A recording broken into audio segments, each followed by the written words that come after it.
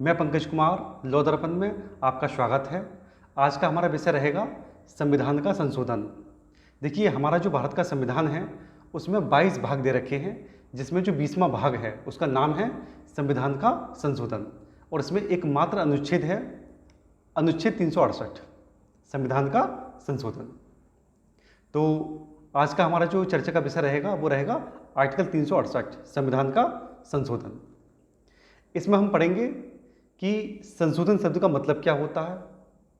साथ ही साथ हम देखेंगे कि संविधान में इस प्रावधान को रखने की आवश्यकता क्यों पड़ी, ये प्रावधान कहाँ से लिया गया है, संविधान की जो प्रावधान हैं उनको संशोधन की दृष्टि से कितने भागों में डिवाइड कर सकते हैं, संविधान संशोधन की जो शक्ति है वो किस में निहित है, ये भी हम देखेंगे, और संविधान संशोधन की प्रक्रिया क्या है ये भी हम देखेंगे। तो ये सारी चीज़ें आज हम इस लेक्चर में कवर करेंगे। चलिए वीडियो को शुरू करते हैं। जब हम आर्टिकल 368 यानी कि संविधान का संशोधन पढ़ते हैं तो हमारे दिमाग में सबसे पहला जो प्रश्न आता है वो ये होता है कि संशोधन शब्द का मतलब क्या होता है। तो मैं आपको बता दूं, संशोधन शब्द को ना तो संविधान में और ना ही किसी अन्य कानून में परिभाषित किया गया है। सामान्यतः जब विधानमंडल किसी कानून के किसी प्रावधान में कुछ जोड़ देता है या फिर जो प्रावधान है उसमें से कुछ निकाल देता है या फिर जो प्रावधान है उसको हटाकर उसके स्थान पर कोई नया प्रावधान रख देता है या फिर जो प्रावधान है उसको बिल्कुल ख़त्म कर देता है, निरसित कर देता है, या फिर दो प्रावधानों के बीच में एक नए प्रावधान को जोड़ देता है, रख देता है, अंतः स्थापित कर देता है, तो ये कहा जाता है कि विधानमंडल ने फला कानून में संशोधन किया है। राइट। दूसरा पॉइंट अब हम ये देखते हैं अब हम ये देखते हैं कि संविधान में संशोधन का प्रावधान रखने की आवश्यकता क्यों पड़ी।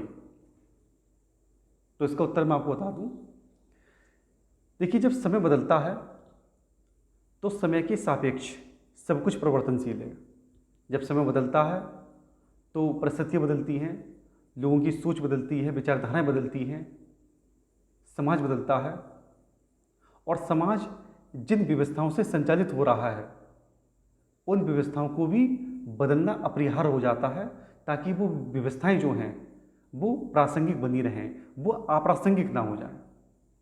संविधान हमारे देश का सर्वोच्च दस्तावेज है और ये क्या देता है, देश को चलाने की व्यवस्था देता है। और व्यवस्था भली अच्छी होती है जिसमें समकालीन सामाजिक आवश्यकताओं के अनुरूप समायोजन करने की सामर्थ्य हो। और हमारे संविधान निर्माता इस बात से भली भांति परिचित थे और इसलिए उन्होंने भारत का संविधान में संविधान संशोधन का प्रावधान रखा। राइट। तीसरा पॉइंट देखिए, संविधान संशोधन का जो प्रावधान है ये साउथ अफ्रीका के संविधान से लिया गया है। कहाँ से लिया गया है? साउथ अफ्रीका के संविधान से लिया गया है। ओके। अगला पॉइंट देखिए, हमारे भारत के संविधान में 1 से लेकर 395 तक अनुच्छेद दे रखे हैं, आर्टिकल्स दे रखे हैं, और इन आर्टिकल्स को, इन अनुच्छेदों को हम संशोधन की दृष्टि से 3 भागों में बांट सकते हैं। पहला, संविधान में कुछ आर्टिकल्स, कुछ अनुच्छेद ऐसे हैं जिनमें संशोधन साधारण बहुमत से होता है। ठीक। संविधान में कुछ अनुच्छेद ऐसे हैं जिनमें संशोधन विशेष बहुमत से होता है। विशेष बहुमत से, विशेष बहुमत का मतलब क्या होता है? विशेष बहुमत का मतलब होता है सदन की कुल सदस्य संख्या का बहुमत और प्लस सदन में उपस्थित और मतदान करने वाली सदस्यों का कम से कम 2/3 बहुमत। राइट। तीसरा, संविधान में कुछ प्रावधान, कुछ अनुच्छेद ऐसे हैं जिनमें संशोधन विशेष बहुमत और प्लस कम से कम आधे राज्यों के अनुसमर्थन से होता है। मैं दोबारा बोल देता हूँ, संशोधन की दृष्टि से संविधान के प्रावधानों को यानी कि अनुच्छेदों को 3 भागों में बांटा गया है। पहला, कुछ अनुच्छेद ऐसे हैं जिनमें संशोधन के लिए साधारण बहुमत की आवश्यकता पड़ती है। इसमें कौन कौन से आते हैं? इसमें अनुच्छेद 4 आता है, 169 आता है और 239A आता है। ये 3 अनुच्छेद ऐसे हैं जिनमें संशोधन साधारण बहुमत से होता है। ये हो गया। ठीक। ये वाला, इसमें भी अनुच्छेद आते हैं जिनमें संशोधन के लिए विशेष बहुमत और आदि राज्यों के अनुसमर्थन की आवश्यकता होती है। इसमें कौन कौन से प्रावधान आते हैं? इसमें आते हैं राष्ट्रपति के निर्वाचन संबंधी प्रावधान यानी कि 54-55, साथ ही साथ संघ और राज्यों की कार्यपालिका शक्ति का विस्तार यानी कि अनुच्छेद 73 और 162, साथ ही साथ सुप्रीम कोर्ट यानी कि संघीय न्यायपालिका और राज्य की न्यायपालिका संबंधी प्रावधान, संघ और राज्यों के बीच विधायी शक्तियों की वितरण संबंधी प्रावधान यानी कि अनुच्छेद 245 से लेकर 255, स्वयं अनुसूची 4, अनुसूची 7 की कोई भी सूची और स्वयं आर्टिकल 368। ठीक है, तो ये वो सारे प्रावधान हैं जिसमें जो संशोधन हैं, जिनमें संशोधन के लिए विशेष बहुमत और प्लस आदि राज्यों के अनुसमर्थन की आवश्यकता पड़ती है। ठीक, ये हो गया और ये हो गए।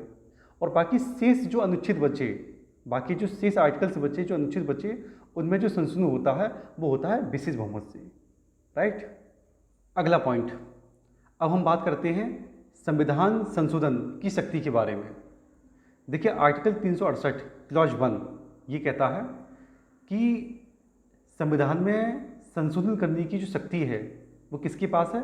वो है संसद के पास। मैं दोबारा बोल देता हूँ, संविधान में संशोधन करने की जो शक्ति है, जो पावर है, वो संसद में निहित है, पार्लियामेंट में निहित है। और संसद की यानी कि पार्लियामेंट की इस पावर को बोलते हैं संविधायी शक्ति। संसद अपनी इस संविधायी शक्ति का प्रयोग करते हुए संविधान के किसी भी प्रावधान में क्या कर सकती है? संशोधन कर सकती है, अमेंडमेंट कर सकती है। और यह अमेंडमेंट या तो प्रवर्धन के रूप में हो सकता है, या परिवर्तन के रूप में हो सकता है, या निरसन के रूप में हो सकता है। परिवर्तन का मतलब होता है जो प्रावधान है उसमें कुछ जोड़ देना, परिवर्तन का मतलब होता है कुछ काटछांट कर देना, और निरसन का मतलब होता है जो प्रावधान है उसे खत्म कर देना, रिपील कर देना। ठीक, ये आपका आर्टिकल 368 क्लॉज 1 है, जो ये कहता है कि संसद को संविधान के किसी प्रावधान में संशोधन करने की पावर है, शक्ति है। और संसद की इस शक्ति को क्या बोलते हैं? संविधायी शक्ति बोलते हैं।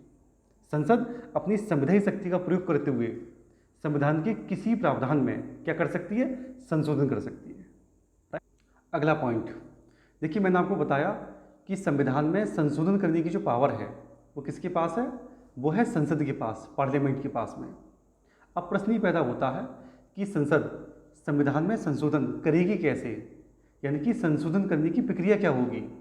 तो ये प्रक्रिया बताई गई है अनुच्छेद 368 की क्लॉज 2 में, जिसमें ये बताया गया है कि संविधान में जिस विषय से संबंधित संशोधन करना है, पहले उस विषय पर एक प्रारूप तैयार किया जाएगा और उस प्रारूप को विधेयक के रूप में संसद में पेश किया जाएगा। इस विधेयक का नाम होगा संविधान संशोधन विधेयक, और फिर इस विधेयक को लोकसभा और राज्यसभा यानी कि संसद के दोनों सदनों से पास कराना होगा। लोकसभा से पास कराना होगा, राज्यसभा से पास कराना होगा। पहले इसे लोकसभा में रखें कि राज्यसभा में रखें? कहीं भी रख सकते हैं। पहले तुम लोकसभा में पेश कर दो, लोकसभा से पास करा दो, या तुम पहले राज्यसभा से पास करा दो, कोई दिक्कत नहीं है। लोकसभा में रख सकते हैं पहले, राज्यसभा में रख सकते हैं पहले, लोकसभा में रख सकते हैं आप। ठीक, लेकिन पास दोनों से कराना है, लोकसभा से पास कराना है और राज्यसभा से भी पास कराना है। ठीक, उसके बाद जब जो विधेयक है, जो संविधान संशोधन जो विधेयक है, जब लोकसभा राज्यसभा से पास हो जाएगा, फिर वो कहाँ जाएगा? वो जाएगा राष्ट्रपति महोदय के पास में। और जब राष्ट्रपति महोदय अपनी उससे सहमति दे देंगे तो जो संविधान है वो विधेयक की शर्तों के अनुसार संशोधित हो जाएगा। एक बात और, जब संविधान संशोधन विधेयक जब लोकसभा और राज्यसभा जब दोनों से पास होकर राष्ट्रपति महोदय के पास जाएगा, तो राष्ट्रपति महोदय अपनी सहमति देने को बाध्य होंगे, वो लौटा नहीं सकते उसे, उनको सहमति देनी पड़ेगी। ओके, तो आज की इस लेक्चर में हमने कवर किया कि संशोधन का मतलब क्या होता है, संशोधन का जो प्रावधान है वो कहाँ से लिया गया है, संविधान में संशोधन का जो प्रावधान है इसको जोड़ने की आवश्यकता क्या पड़ी, क्यों पड़ी, संशोधन की दृष्टि से संविधान के प्रावधानों को 3 भागों में बांटा गया है, ये हमने देखा। संविधान संशोधन की जो शक्ति है वो किसमें निहित है, ये हमने देखा। और संविधान संशोधन की प्रक्रिया क्या है, ये हमने देखा। तो इस लेक्चर में इतना ही। बने रहिए हमारे साथ। मैं पंकज कुमार।